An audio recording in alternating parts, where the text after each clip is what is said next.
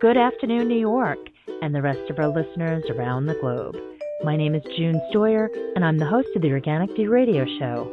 Our podcast is available on iTunes, Zune, and you can also visit our website at www.theorganicview.com. If you'd like to be on the show or would like to find out about sponsorship opportunities, please contact us at questions@theorganicview.com.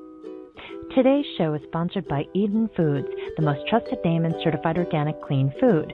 When you shop online at EdenFoods.com, enter the coupon code ORGVIEW to receive 20% off any regularly priced items, excluding cases. For other promotional offers, please visit theorganicview.com's website. And don't forget to check out our contest section. On today's show, Tom and I are going to discuss research titled Land Use in the Northern Great Plains region of the U.S. Influences the Survival and Productivity of Honeybee Colonies. First, I'd like to welcome to the show my co-host, Colorado beekeeper Tom Theobald. Good afternoon, Tom. Good afternoon, June. The fall is in the air in Colorado. The hummingbirds are coming down out of the mountains and getting ready to migrate south, and I'm paying more attention to the woodpile. We've had some nights that were below 50 degrees this past week, so... And it's still August. Yes, fall is in the air. Welcome back to the show. This paper has been the topic of many discussions, basically because of their findings. I just want to read a comment in which a quote was taken from the paper. Quote, "No neonicotinoid insecticides were detected in pollen at any sites over the 3 years." The reason that this is such a big deal is because there was another study done, and Tom, perhaps you could share with our listeners about that paper that was published by Dr. Jonathan Lundgren. Well, this is an interesting story unfolding here. Both of these studies covered a 3-year period. Both of them are in the same region of the United States, the Dakotas. Their objectives were a little bit different. The Northern Great Plains study was looking at the relationship between surrounding habitat and the success and survival of honeybee colonies. So that was what they were trying to examine. The other one, which was done by Drs. Christina Mogren and Jonathan Lundgren, was looking at the effect of planting flowering plots adjacent to both organic farms and chemical farms. Initially, their thought was that the plantings adjacent to the organic farms would be their controls. Well, the Northern Colorado study, in a period of 3 years, to everybody's surprise, found no neonicotinoids. Hard to believe in an area where corn and soybeans are being raised. So that needs to get a much closer look. The other thing that is equally astounding is that in that 3-year period, they claim to have found no corn pollen. Now, in my part of the country and most of the rest of the country that I'm familiar with, corn is very attractive to the honeybees. It's a source of protein. It's abundant. It may not be as high in protein as some of the other pollens, but there's so much of it that the bees utilize it heavily. To find no corn pollen in a 3-year period is puzzling, and these things need a much closer look. Well, Tom, especially since we had Dr. Chris Connolly on the show a few weeks ago, and he addressed this very issue. He said, point blank, he can conduct research that will prove something one way or the other, given what the desired outcome is supposed to be. And I think that's what we have here. Well, I'm not sure. I think we need to know more before we go down that path, but that certainly is a suspicion that these are very unusual results. And if you take a look at the Mogren-Lundgren study, again, 3 years, what they found was that all of the flowering plantings, both adjacent to the organic farms and adjacent to the chemical farms, were contaminated with neonicotinoids. Now, they were looking specifically for the neonicotinoids, in fairness to the other researchers, but it seems to me that if the proper protocols were followed, it would be hard not to find them. And the Mogren-Lundgren study affirms that. They found the neonicotinoid levels essentially the same in those plots adjacent to the organic farms and those plots adjacent to the chemical farms. So there's much information pouring in on us, and sometimes it's hard to collate it all, but I've been in contact with Dr. Pettis, who was one of the researchers on the Northern Plains study, and I've raised the questions that we're discussing here about the finding of no neonicotinoids and no corn pollen. And it's a very preliminary discussion at this point, but my hope is that the scientific community will take a much closer look at these results. Is that even possible, especially since there's been so much commotion concerning his position? Well, that's part of the story that's going to unfold. I don't know. There were some interesting things found with this 3-year Northern Great Plains study, though. They found that there was no detrimental effect on the colonies that were adjacent to chemical farms in terms of their long-term survival. What they found, however, was that the bee yards, and that, I think in the case of this study, it was 48 colonies would constitute a bee yard, and 24 of those were used in the study, in each location. Those bee yards that had predominantly uncultivated land in their forage area both had better winter survival and more productive resources. They brought in more pollen, more varied pollen, and more nectar, more honey, in other words. And it's very interesting because while the cropland didn't seem to affect the long-term survival, at least long-term in the case of this study, you could look at it the other way and say that the bees were most successful in the absence of cropland. There are a lot of unanswered questions here that need further investigation, I think. Now we have an effort that apparently has been ongoing in Iowa, and it looks like may spread to other states, by a group called STRIPS, which is Science-Based Trials of Row Crops Integrated with Prairie Strips. They're doing prairie plantings on a very limited scale to capture runoff, nutrients, pesticides, and soil. I've read as many of the articles as I can find on this. I just learned about it myself, although it apparently has been going on for several years. There's no indication that there's been any effort to evaluate the baseline poisoning of these lands or not poisoning.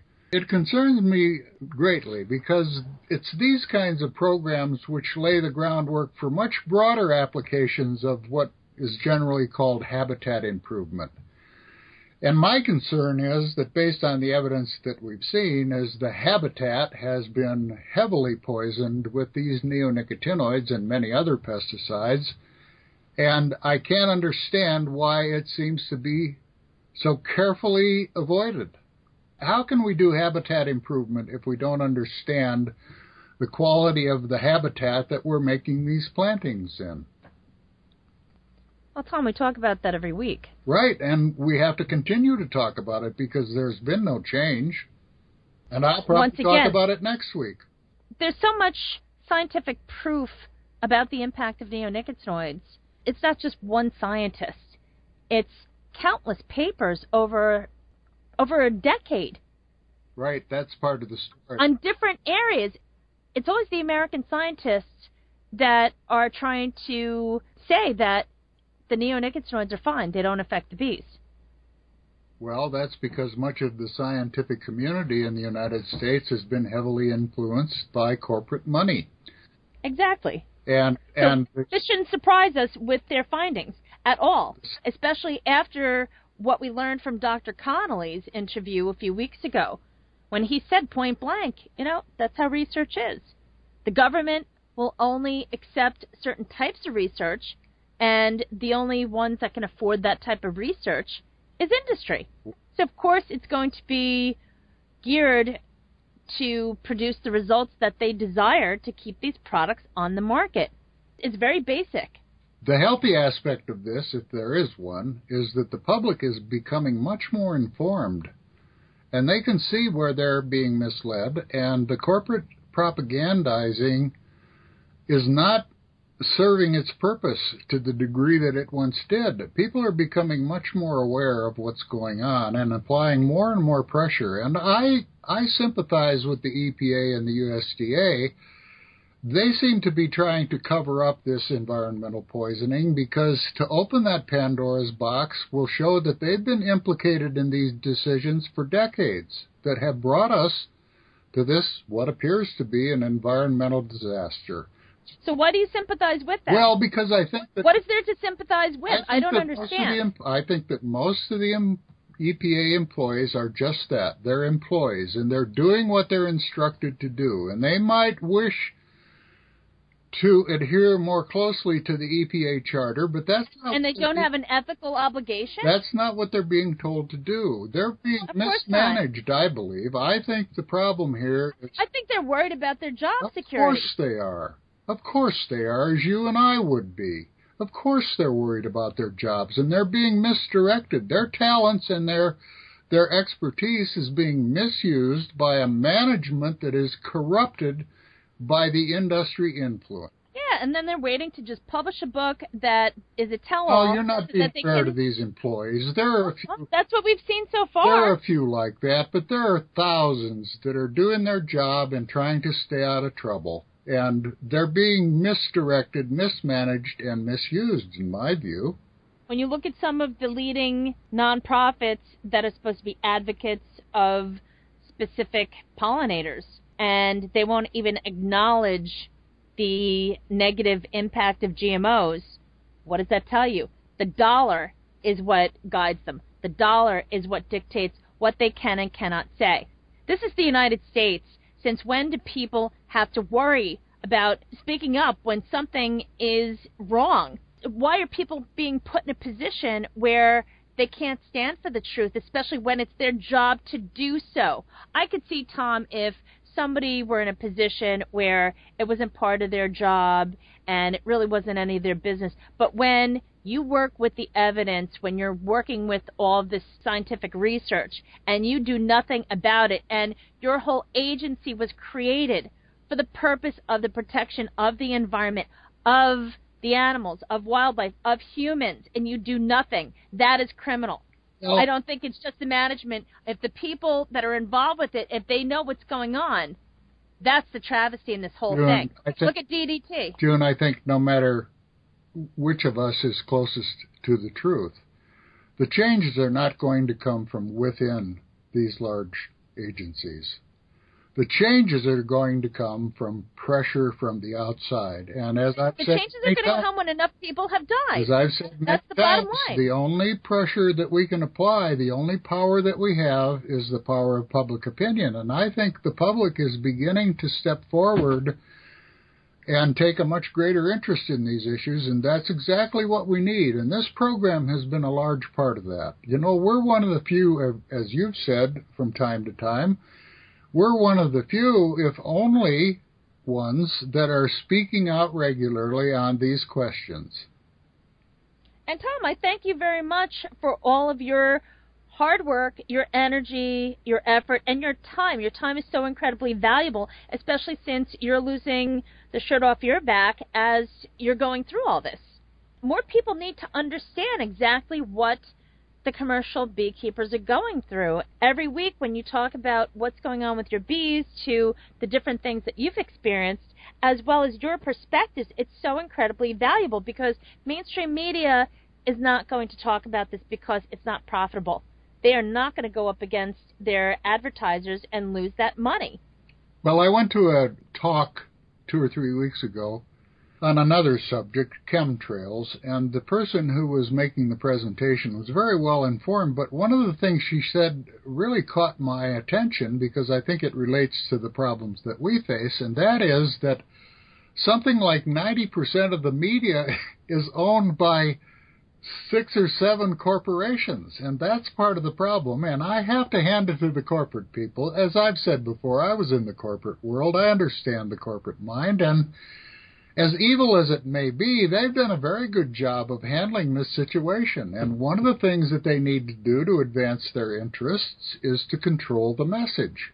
And they've done that largely. That's why and they're controlling it on social media, too. That's why we're so unique. We're not controlled by them. But social media is now controlled. Now it's basically pay to play. If you want to get a message out there on social media, you have to pay for that privilege because everybody's looking to social media for answers or for information, rather, and it's at a point where if you want to get something out there on Facebook, good luck. You have to pay to play. That's with everything else. It used to be that social media was a great tool for communications. Now it's changed. I know. I'm in the top 1% of influencers on social media. I see what's going on. I see what they do to my accounts. I see how they try to stifle my efforts, but the thing is that my accounts are organically grown. I have too big of a reach.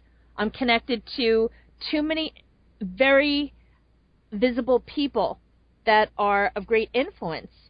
And when they try to stifle one particular effort, I go a different route, and they're just not expecting which direction I'm going to go in. Maybe you don't want to talk about it, June, but haven't you been under attack? Yeah, the servers.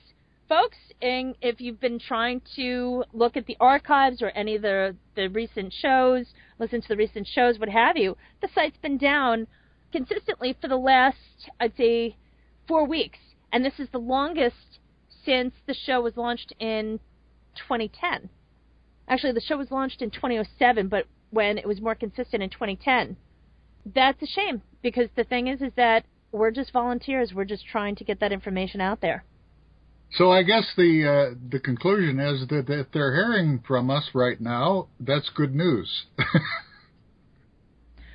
Of course, they're it's good listening news, to what we're saying. That's good news. We're still on the air. We're still there poking them. Well, I love my fans, especially from industry, because I know that they are faithful and loyal fans. They listen every single week, so I thank you. I thank you for driving the traffic to me, even though you still try to do everything to prevent me from repeating this information.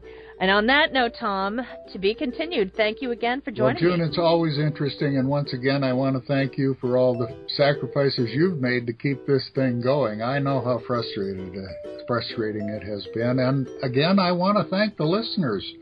Without them, we have nothing. We have no power without the power of public opinion. So keep listening. We may not always be right, but we're going to do our best to hit the target. So stay tuned. Folks, if you have any questions for us, please email us at questions@theorganicview.com. Tune in next week as Tom and I continue the discussion. Thanks for tuning in. This has been June Stoyer with the Organic View Radio Show. Have a great afternoon.